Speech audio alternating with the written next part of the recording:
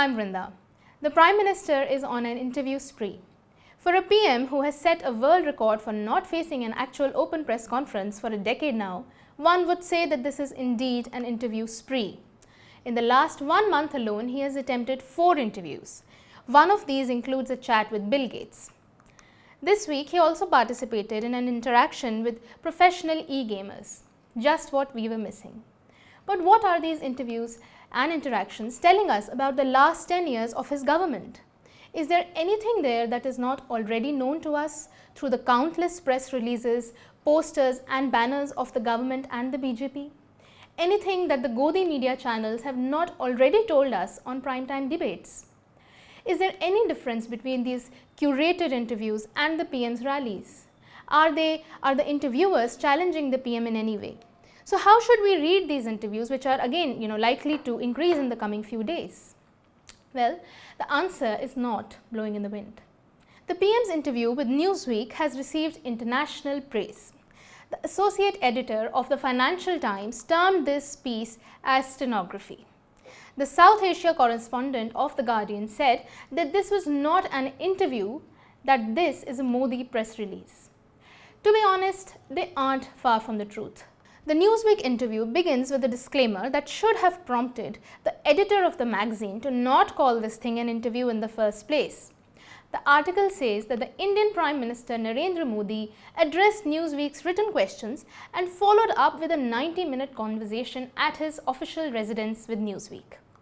Written questions for someone who has been in power for a decade and who has a far longer career in politics?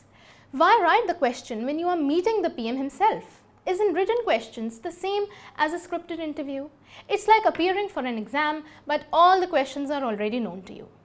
Could the PIB press release not have served the purpose of fulfilling this PR exercise? Besides the 2 editors, the president and the CEO of Newsweek, Dev Pragad, was also present for this so-called interview. Why was the CEO needed at the interview of a political leader? We don't know, and I guess we will never know.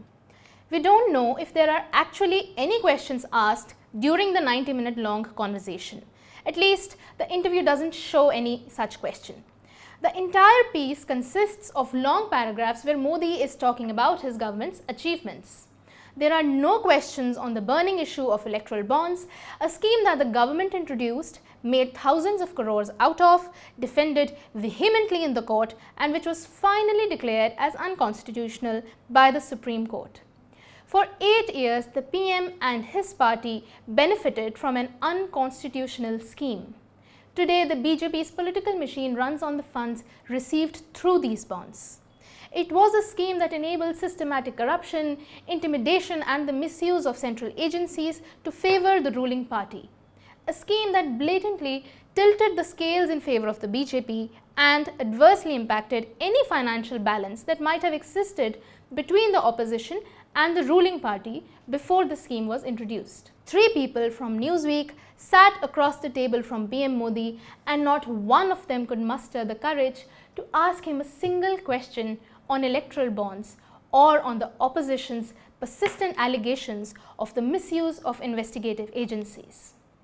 The headers under which the PMO's essays are printed read so: on democracy and a free press, on religious minorities who complain of discrimination, on the status of women, on the India-China border dispute, on Pakistan, on the significance of the temple at Ram Mandir which Modi dedicated himself, on his legacy.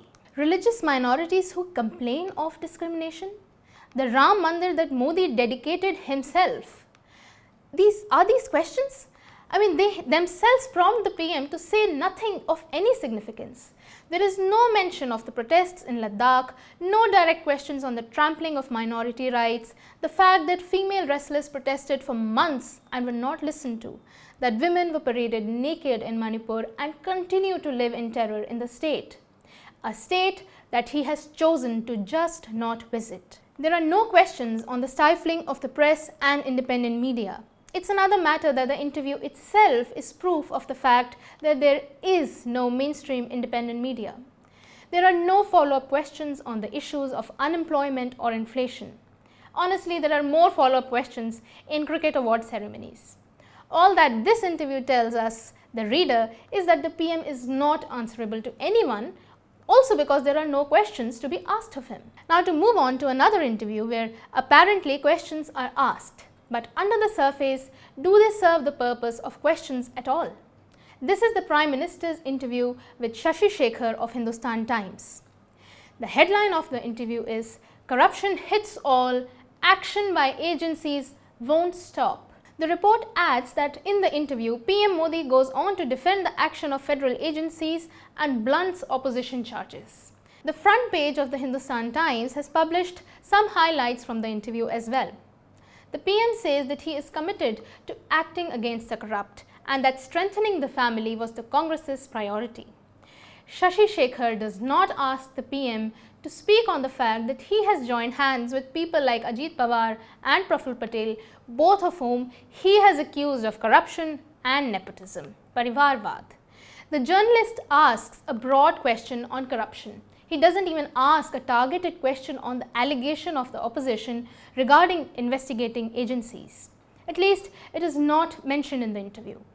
The PM himself makes a note of the allegations that investigative agencies overwhelmingly act against the opposition, and he goes on to dismiss them by saying that only 3% of the cases being probed by the ED are associated with politics. There is no follow-up from Shashi Shekhar about Deeptiman Tiwari's report in the Indian Express, which showed that 95% of all political cases being investigated by the ED since 2014 are against the opposition. There are no questions from Shashi Shekhar on the issue of electoral bonds, on the issue of the Ladakh protests, on the situation in Manipur, on the freezing of the Congress's funds right before the election, of the arrest of 2 CMs of the opposition bloc. I'm not even talking about the answers that Modi gives to Shashi Shekhar, because what can one really expect from a leader who has made an active choice to not face the press openly and democratically for 10 years now? But this is your misfortune and your misfortune alone, that those who got the chance to take your questions to the Prime Minister, to those in power, chose to not do so.